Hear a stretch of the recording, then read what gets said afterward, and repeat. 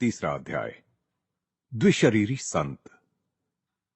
पिताजी, यदि मैं बिना किसी दबाव के घर लौटने का वचन दूं, तो क्या दर्शन यात्रा के लिए बनारस जा सकता हूं? मेरे यात्रा प्रेम में पिताजी शायद ही कभी बाधा बनते थे।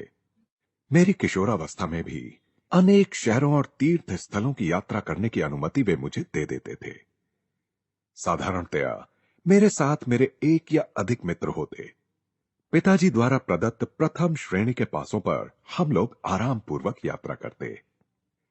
हमारे परिवार के खाना बदोश लोगों के लिए पिताजी का रेलवे अधिकारी का पद पूर्णतः संतोषप्रद था। पिताजी ने मेरे अनुरोध पर यथोचित विचार करने का वचन दिया। दूसरे दिन मुझे अपने पास बुलाकर उन्होंने बरेली से बनारस जाने आने का एक पास, 1 रुपए के कुछ नोट और 2 पत्र देते हुए कहा, मुझे बनारस के अपने मित्र केदारनाथ बाबू को एक कार्य के विषय में कुछ प्रस्ताव भेजना है।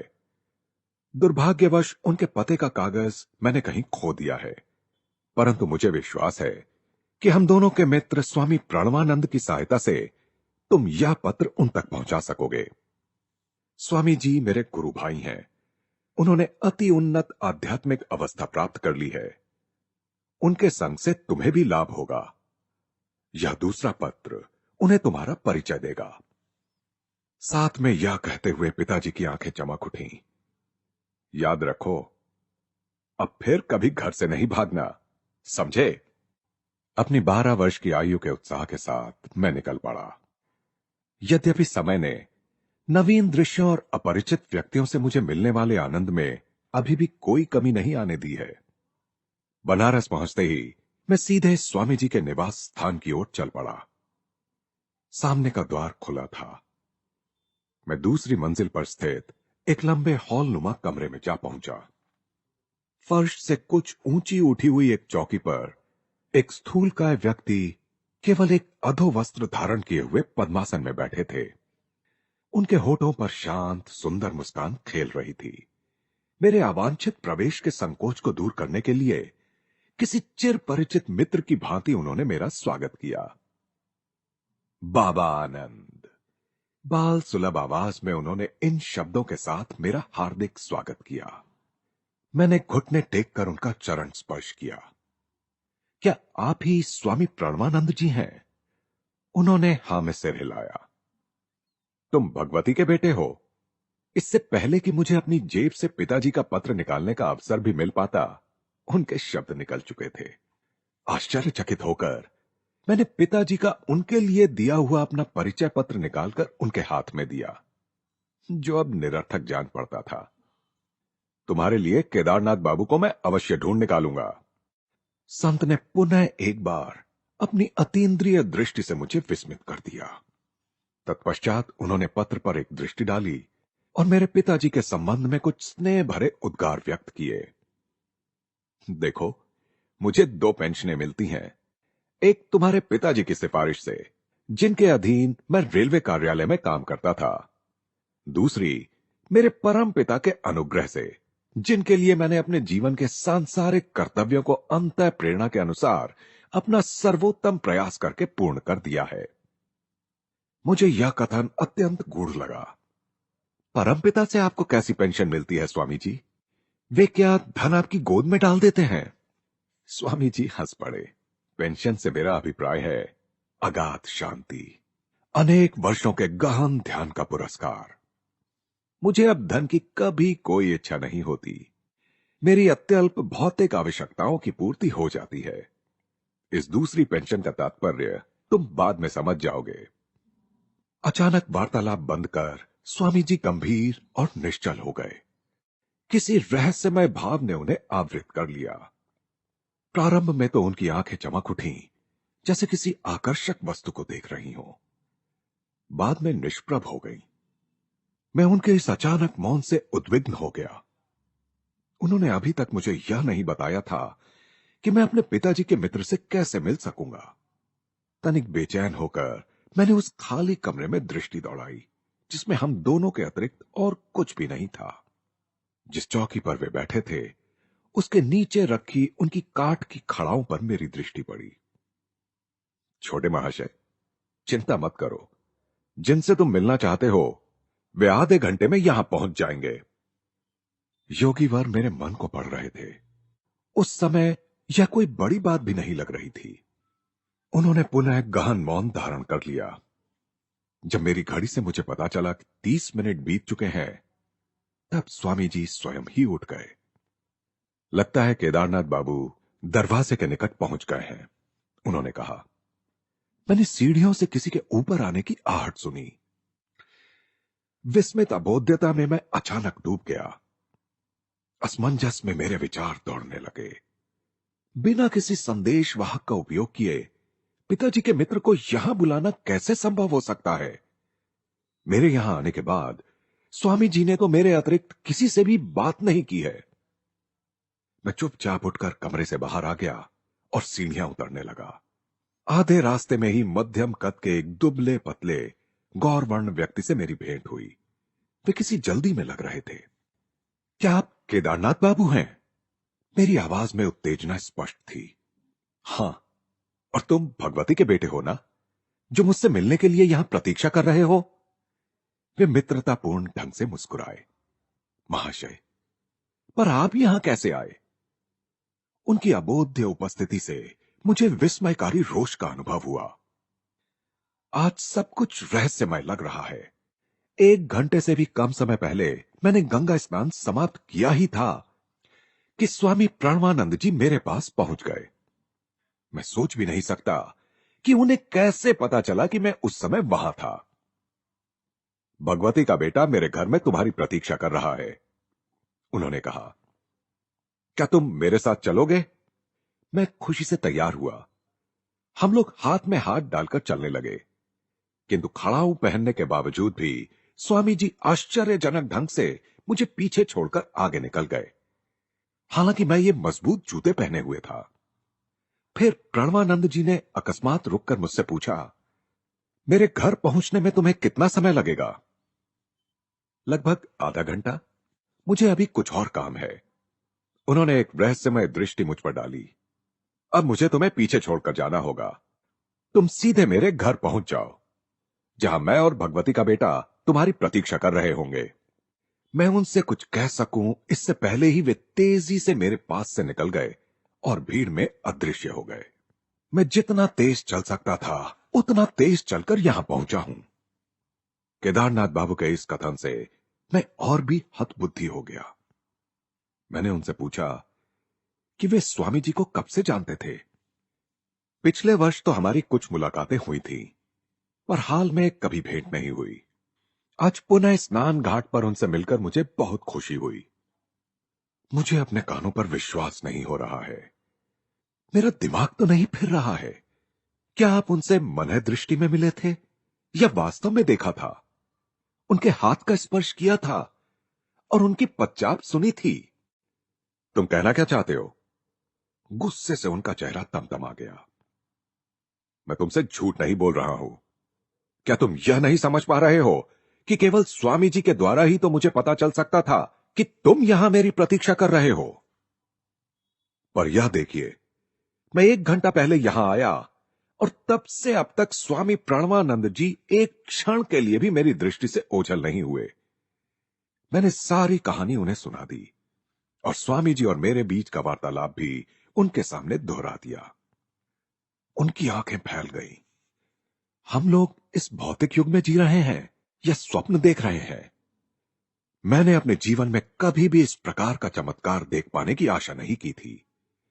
मैं तो समझता था ये स्वामी जी केवल एक साधारण मनुष्य हैं, और अब देखता हूं कि ये एक और शरीर भी धारण कर सकते हैं, उसके द्वारा काम भी कर सकते हैं। हम दोनों ने साथ साथ ही स्वामी जी के कमरे में प्रवेश किया। केदारनाथ बाबू ने चौकी के नीचे पड़ी खड़ाओं की ओर इशारा किया। देखो, ये वही खड़ाऊ हैं जो स्वामी जी ने घाट पर पहनी हुई थी, उन्होंने फुसफुसाकर कहा। उन्होंने केवल एक अधोवस्त्र पहन रखा था, जैसा उन्होंने अभी पहन रखा है। केदारनाथ बाबू ने जब स्वामी जी के चरणों में प्रणाम किया, तो स्वामी जी मेरी ओर देखते हुए विनोदपूर्ण ढंग से मुस्कुराए। तुम इस सबसे इतने स्तंभित क्यों हो? दृश्य जगत की सूक्ष्म एकता सच्चे योगियों से छिपी नहीं रहती। मैं सुदूर कोलकाता में रहने वाले अपने शिष्यों के सामने क्षण भर में प्रकट होकर उनसे वार्तालाप कर सकता हूं। वे भी इसी प्रकार स्थूल जगत की प्रत्येक बाधा को अपनी इच्छानुसार पार कर सकते हैं। शायद मेरे बाल हृदय में आध्यात्मिक उत्साह जगाने के उद्देश्य से ही स्वामी जी अपने दूर श्रवण और दूरदर्शन के योग बल के बारे में मुझे बताने के लिए राजी हुए। परंतु उत्साह के बदले मुझे विस्मय युक्त भय का अनुभव हुआ। चूंकि मेरी ईश्वर खोज एक विशिष्ट गुरु श्री युक्तेश्वर जी के मार्गदर्शन में ही होनी तय थी, जिनसे मैं अभी मिला भी नहीं था, अतः प्राणवानंद जी को अपना गुरु मानने की कोई प्रवृत्ति मेरे मन में नहीं उठी। मैंने यह सोचते हुए उनकी ओर सशंकित मन से देखा कि मेरे सामने बैठे हुए वे स्वयं ही थे या उनका प्रतिरूप था। स्वामी जी ने मेरी ओर आत्मज्ञानोदय कराने वाली दृष्टि से देखते हुए तथा अपने गुरु महाराज के विषय में कुछ प्रेरणादायक बातें बताते हुए मेरी अशांति दूर करने की चेष्टा की। जितने योगियों को मैं जानता हूं, उन सब में लाहिड़ी महाशय सबसे महान योगी थे। वे नरदेह में साक्षात ईश्वर थे। मैंने मन ही मन सोचा कि जब शिष्य भी इच्छा मात्र से एक और रक्त मांस का शरीर धारण कर सकता है, तब उसके गुरु के लिए कौन सा चमत्कार करना असंभव होगा। गुरु की सहायता कितनी अमूल्य होती है, वह सुनो। मैं गुरुदेव के एक अन्य शिष्य के साथ नित्य रात को 8 घंटे ध्यान किया करता था। दिन में हम दोनों रेलवे कार्यालय में काम करते थे। क्लर्क के कार्य निर्वाह में कठिनाई होते देख पूरा समय ईश चिंतन में लगाने की मेरी इच्छा हुई। 8 वर्ष तक आधी रात मैं ध्यान में ही बिताता था। इस साधना के अद्भुत परिणाम मुझे प्राप्त होते थे। गहरी आध्यात्मिक अनुभूतियों से मन में ज्ञान का प्रकाश फैलता था। परंतु उस अनंत परम तत्व और मेरे बीच सदैव एक छीना पर्दा बना रहता था। अतिमानवीय एकाग्रता और निष्ठा के साथ प्रयास करते रहने पर भी मैंने पाया कि परम निर्विघ्न एकात्मता से मैं वंचित हूं। एक दिन सायंकाल मैं लाहिड़ी महाशय की सेवा में उपस्थित हुआ और मध्यस्थता के लिए मैंने उनसे प्रार्थना की। हठपूर्वक सारी रात मैं उनसे आग्रह करता रहा, करुणा सागर गुरुदेव, मेरी आत्मा इतनी तड़प रही है कि मैं उस प्राण प्रिय परम प्रेमी के प्रत्यक्ष दर्शन बिना अब और जीवित नहीं रह सकता। तो मैं क्या कर सकता हूं? तुम्हें अधिक गहराई से ध्यान करना पड़ेगा। मैं आपसे प्रार्थना करता हूं, हे प्रभु, मेरे स्वामी, मैं आपको अपने समक्ष इस भौतिक शरीर में प्रकट देख रहा हूं। मुझे आशीर्वाद दीजिए कि आपके अनंत स्वरूप में मैं आपके दर्शन कर सकूं। लाहिड़ी महाशय ने आशीर्वाद मुद्रा में हाथ उठाते हुए कहा, तुम अब जाकर ध्यान करो। मैंने तुम्हारे लिए ब्रह्म से प्रार्थना कर दी है। अपरिमित आनंद से उल्लसित होकर मैं घर लौटा। उस रात ध्यान में मुझे अपने जीवन के ज्वलंत चरम लक्ष्य की प्राप्ति हो गई। अब मुझे निरंतर व आध्यात्मिक पेंशन मिल रही है। उस दिन से फिर कभी वह आनंद पूर्ण सृष्टा माया के किसी पर्दे के पीछे छिपकर मेरी दृष्टि से ओझल नहीं हुआ। प्राणवानंद जी का मुखमंडल दिव्य तेज से दमक रहा था। एक अलौकिक शांति मेरे हृदय में प्रविष्ट हुई। सारा भय नष्ट हो गया। फिर स्वामी जी ने एक और गुप्त बात मुझे बताई। कुछ महीनों बाद मैं फिर लाहिड़ी महाशय के चरणों में उपस्थित हुआ और उनके असीम वरदान के लिए कृतज्ञता प्रकट करने का मैंने प्रयास किया। फिर मैंने दूसरी एक बात छेड़ी, दया निधान गुरुदेव, मैं अब ऑफिस में काम नहीं कर सकता। कृपा करके मुझे मुक्त कर दीजिए। ब्रह्म मुझे निरंतर मदमस्त बनाए रखता है। अपनी कंपनी से पेंशन के लिए अर्जी करो। इतने अल्पकाल की नौकरी के बाद मैं पेंशन के लिए क्या कारण बता सकूंगा? जो मन में आए वही बता दो। अगले दिन मैंने पेंशन के लिए आवेदन दे दिया। डॉक्टर ने समय पूर्व पेंशन के लिए कारण पूछा। काम करते समय मेरी रीढ़ में मुझ पर काबू करने वाली कोई अत्यधिक तीव्र संवेदना उठती है।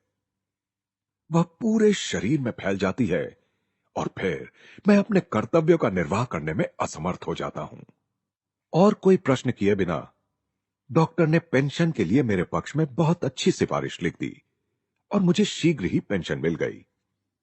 मैं जानता हूं कि डॉक्टर और तुम्हारे पिता सहित सब संबंधित रेलवे अधिकारियों के माध्यम से लाहिड़ी महाशय की दैवी इच्छा ही कार्य कर रही थी। उन लोगों ने लाहिड़ी महाशय के दैवी निर्देश का अपने आप ही पालन किया और मुझे अखंड ईश चिंतन के लिए मुक्त कर दिया।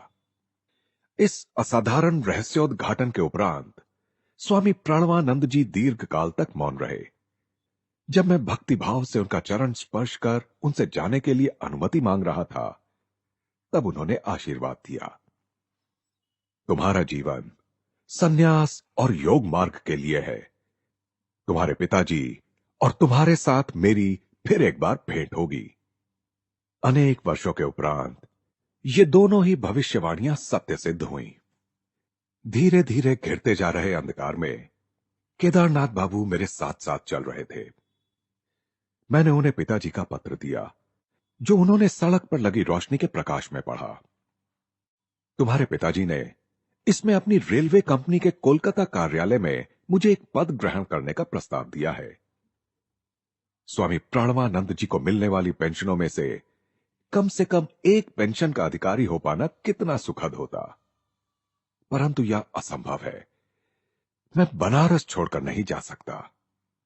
खेद है कि एक साथ दो शरीर धारण करने का मेरा समय अभी नहीं आया है।